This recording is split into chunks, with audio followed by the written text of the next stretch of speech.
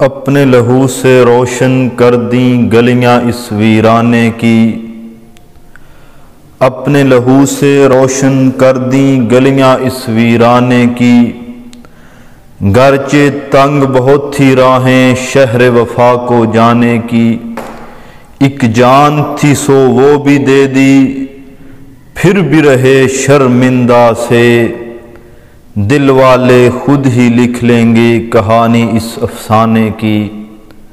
ذی وقار سامعین،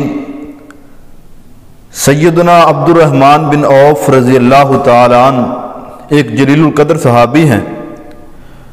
ان کے بارے میں سیر اعلام النبلاء اور مستدرک حاکم میں صحیح سند کے ساتھ یہ واقعہ موجود ہے کہ ایک دفعہ ان کو سخت تکلیف کی بنا پر غشی کا دورہ پڑ گیا۔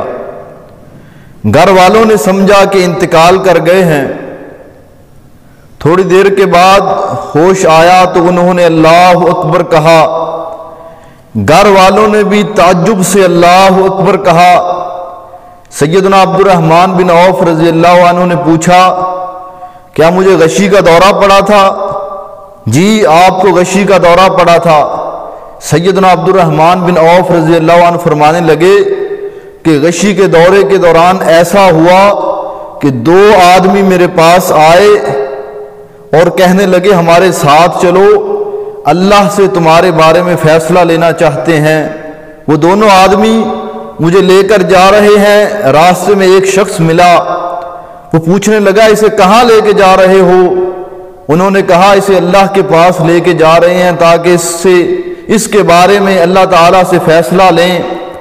اس شخص نے کہا اسے لے کر واپس لوٹ جاؤ، کیونکہ انہو من الذین کتب اللہ لہم السعادۃ والمغفرہ وہم فی بطون امہاتہم، سے واپس لے جاؤ، یہ ان لوگوں میں سے ہے جن کے لیے اللہ تعالیٰ نے سعادت، خوشبختی اور مغفرت اس وقت سے لکھ دی ہے جب سے یہ اپنی ماؤں کے پیٹوں میں تھے۔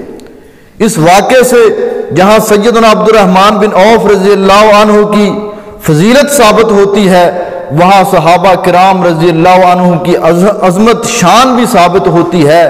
اللہ تعالی ہمیں صحابہ کرام کی عظمت اور شان سمجھنے کی توفیق عطا فرمائے۔